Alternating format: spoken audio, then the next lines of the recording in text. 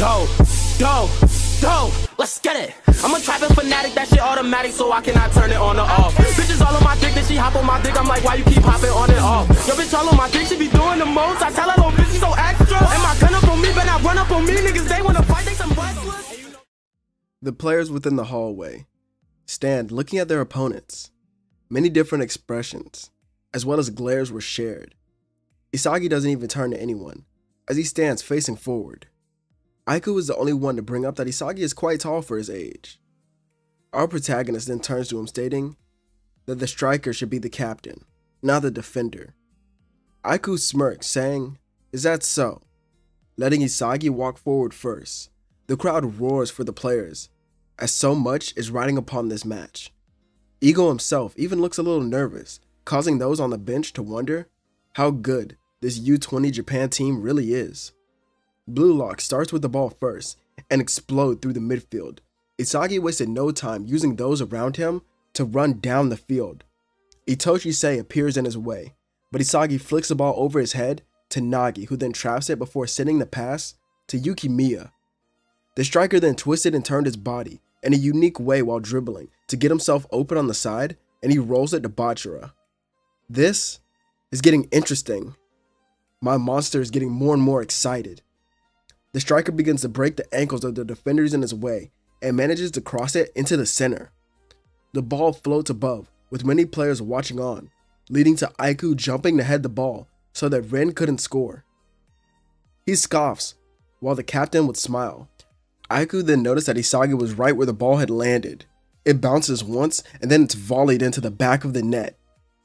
The shot was so powerful that Aiku couldn't even react, and neither could the keeper.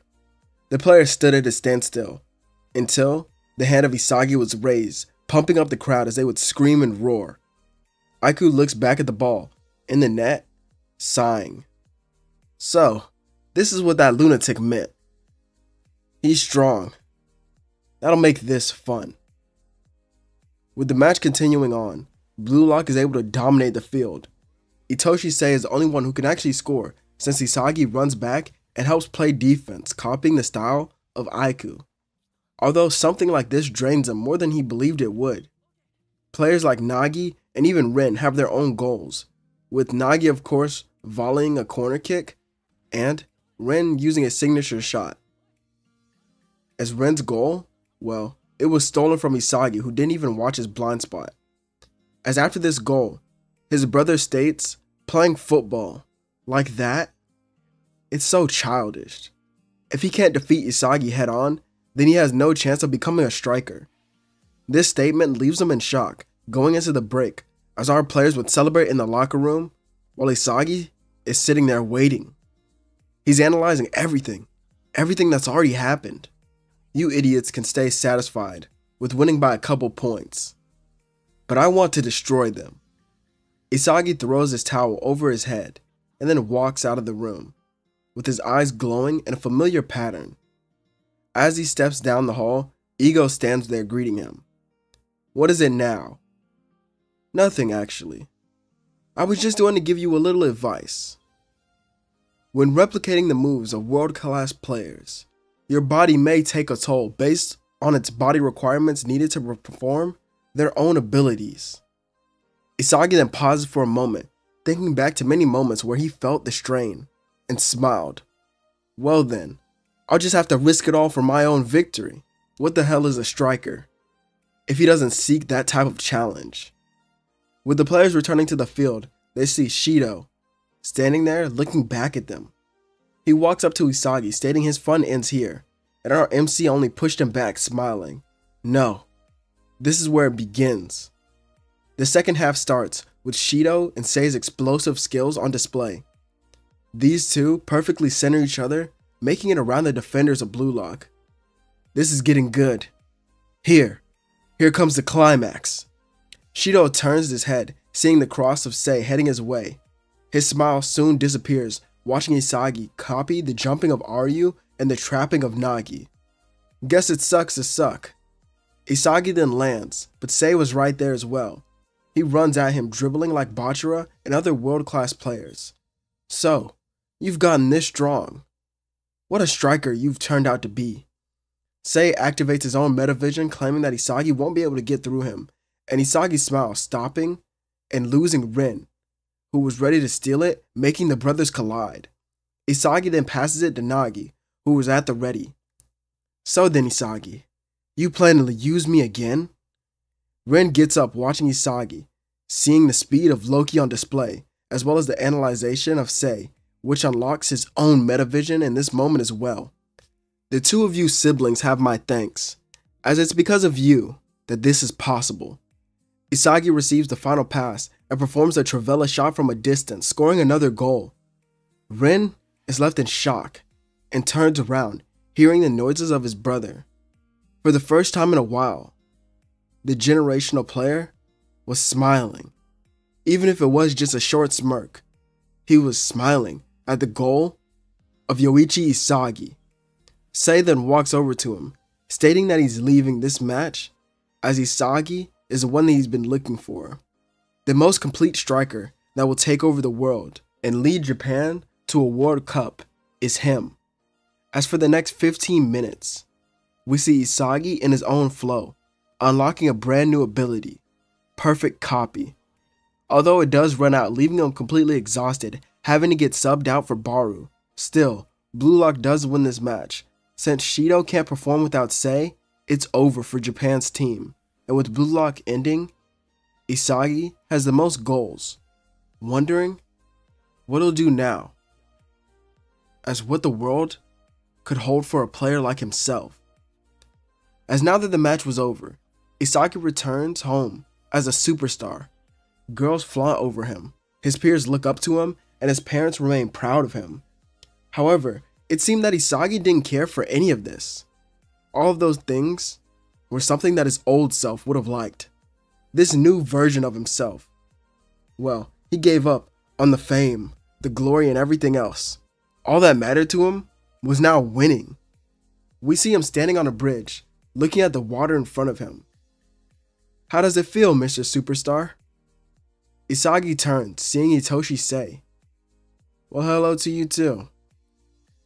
You know, the world is waiting on you. You've entered the world of prodigies, head on. It's one that I belong to. Now it's time to see how you'll do. These two continue their conversation, with Sei leaving and returning to Spain, saying that he'll be waiting to see how Isagi will do from this point on. Some days do pass, leading to Isagi getting a text message on his phone about returning to Blue Lock for its second phase. This gives him some adrenaline like no other, as Isagi becomes increasingly excited by this. When returning, he noticed that players from Japan's team were here as well. Now, Jinpachi Ego reveals himself and explains what will be happening next. Since Blue Lock has proved to Japan that they are worthy, they must prove it to the world. He introduces the Neo-Egoist League, telling each player they need to decide on an environment to play in. Many then walk over, asking Isagi where he would go, but he doesn't care about following someone like Noel Noah. If he puts himself in an environment like that, he won't grow at all, due to his love for Noah. But he knows the world's number 2 lies in England, so that's where he plans to go. Others like Shigiri, Ryo, and even Nagi would join this team as well, as the 4 of them then head into the area, noticing it seemed completely different than the one they were just in. Chris Prince would introduce himself as their young master, noting that each one of them shows some sort of promise when it comes to football. Only a healthy body can harbor the madness to change the world. Hearing those words, Isagi thought to himself that this must be the place where he has to be. If he wants to replicate the skills of world-class players, then he must create a world-class body. Chris turns to Isagi, asking what he desired when joining England, as our protagonist smiled, explaining he's already the best from Blue Lock. Now, he desired to enter the realm of the world class, but he cannot do so without the proper body. Chris nods and then feels his arms and legs, noting that his body was already incredible. Seeing his younger self within Isagi, he would smile. I see. Well, you've come to the right place. Well, what about the rest of you? He does the same for the others, and now their own training would begin. Determined to master his own body and unlock the power of his flow and perfect copy without strain, Isagi embarks on an intense training regimen. Chris Prince understands the values of discipline and hard work, as he would push Isagi beyond his limits and his comfort zone, encouraging him to tap into his untapped potential. The training focused on various aspects of his physical performance. Isagi engages in a rigorous strength and conditioning exercises to build his core strength, increase his speed, and improve his agility. He undergoes intense interval training sessions to enhance his cardiovascular endurance, enabling him to sustain his peak performance for longer periods of time. Chris Prince also emphasizes the importance of flexibility and mobility. Isagi undergoes stretching routines and practices yoga to improve his range of motions and prevent his injuries. This allows him to move more fluidly on the field and execute intricate maneuvers with precision. Additionally, Isagi undergoes specialized drills and simulations to enhance his spatial awareness and reaction time. He hones his reflexes, making split-second decisions and adjusting his movements based on the flow of the game speed. This trains his mind to synchronize seamlessly with his body, enabling him to execute perfect copies of his opponent's move effortlessly. Throughout the physical training arc, Isagi focuses and faces a numerous amount of challenges and setbacks, as there are moments when exhaustion and doubt would creep into his mind. But Chris Prince, seeing Isagi as his successor, kept his attitude motivated. Isagi learns to embrace the struggle, viewing each obstacle as an opportunity for growth. As the arc would reach its climax, Isagi's physical abilities undergo a complete evolution. His movements are more fluid, his speed had increased so much, and his endurance skyrockets. His dedication and perseverance combined with Chris Prince's expert guidance paved the way for him to master his body and unleash a new version of himself when playing football, as now he was ready for their match. Isagi and his comrades step onto the pitch, looking at their opponents. Michael KISE greets the egoist with a bow, stating that his string of luck would end here. Isagi didn't seem worried at all, as his face remained calm, not even making any remarks. KISE didn't like this at all, and neither did Kira, who knew how Isagi was. Could he have changed? No, that's impossible. Maybe he was just more focused here. Noel Noah notes to Chris Prince that he wished Isagi had joined his team instead of wasting his time in England, as there was nothing Chris Prince could truly do for a player of his caliber. The master of England then taunts the #1 striker by not saying anything. He remained silent and calm like Isagi. As Isagi stepped over the ball, he looked around. Is that all? This shocked Ness and Kira. What does he mean? Isagi then hears the horns and goes off, rushing right at them. KISE is seen running right for him, but Isagi dashes by him with incredible speed. That's one. Ness is then seen sliding in as Isagi can't just stop and avoid him. Instead, he flicks the ball over him and then traps him midair. Make that 2. Kunigami then presses his body against Isagi, only to be bodied to the ground like a child. And that makes 3. All of you are fucking simpletons. Isagi then weaves throughout the defense, only to pass by Agi, who perfectly keeps up with him. Yo Isagi.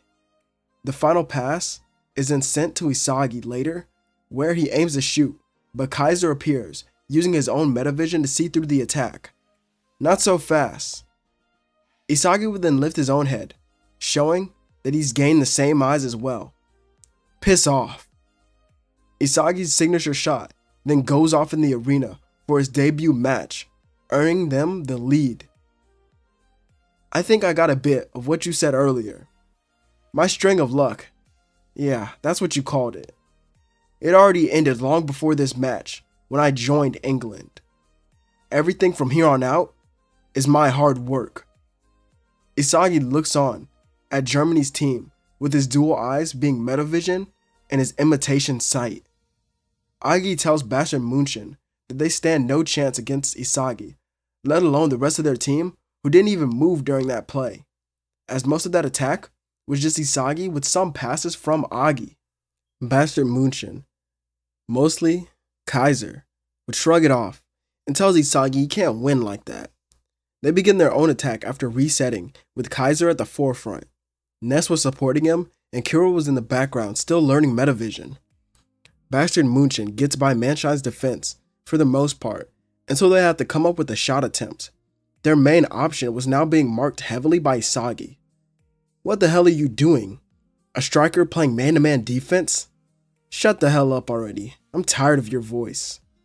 Ness tells himself that KISE is still the greatest and will get any pass that's sent his way, so he lobs it in the air for KISE, saying the goal is his own. KISE jumps to volley it, only to have Isagi head it out using the skill of Aiku. Not on my watch. However, it lands to Kunigami, who still scores from his own shot in the chaos created. He claims that the match's hero will be himself, and no one else, as Isagi stands once more, stating to his old friend that a hero, well, that him being a hero, can only mean one thing. Yeah, that's right. And from where I'm standing, Isagi, you're the villain. The match goes on, with each team fighting to show off their incredible abilities to get off shots, although not many of them score, as the next two goals are scored by Isagi using Itoshi Sei's own shot, and KISE using his own impact shot. After KISE's shot hits the back of the net, Isagi smiles watching Chris Prince and Noel Noah sub onto the game. Thanks to you, my plan is finally happening. KISE didn't understand, but Kira was the one who realized it. Isagi could have stopped both goals scored by their team, but he didn't. He wanted to lure out the master strikers for one reason alone, to take their abilities for his own. The smile of Isagi is shown, as now both of his eyes were focused on copying, as he allows the master strikers to take over their respective offenses. He sits back watching everything, especially the world's number one, as after KISE has another shot blocked by Isagi, he recovers it while laughing. The end has finally arrived. Isagi lifts his head with his aura shining, entering his own flow. Chris Prince yells, noting that Isagi is his true successor. Isagi then dribbles ahead, being guarded by Noel Noah. However, he uses his own moves against him combined with the speed of Loki and the trapping of Nagi. Noel Noah isn't number one for anything, and he begins to show off more and more of his own skills, keeping up with Isagi. Yes, this is what I wanted. I don't care about this match. It's meaningless to me. What I care about is defeating you. I'm not mature enough to play football logically or suppress my instincts. I want to win, and I want to win against the number one in the world. Noel Noah comments that this will be his downfall, and goes for the steal while bodying Isagi. Our protagonist flicks the ball through his legs and spins around him, dodging the body, and he's now on the other side. Noel Noah tries to keep up here, but he runs into Grim, not even knowing that he was there. Isagi was now wide open. This is getting really good. He dribbles throughout the field, going in for the final shot, as KISE stands no chance, and Ness can't even foul him. Gagamaru tries to see the field, but Isagi has created so much chaos that he can't. As Isagi got closer and closer, Chris Prince, Nagi, and even Ryo went in, claiming that they would be the ones to score. Isagi laughs. No matter what you do, it's useless. No one can stop the current me. He pulls back on the ball, losing them and gaining space. Now, just where are you? Isagi winds up his curved shot, but fakes it as soon as Kira appears. There you are. The final piece to my puzzle. Perfect copy is now complete. Isagi watches the ball float after faking his own shot and sends it right into the net with his own direct impact, as everyone around him and everyone in the world shouts at their screens, stating that Isagi is truly amazing. He raises his fist to the world in silence with his eyes wide open. As in Spain, we see Toshi Sei in his private training room watching the final moments of this match. Well then, Yoichi Isagi, you've given me a real reason to finally return to Japan. See you soon.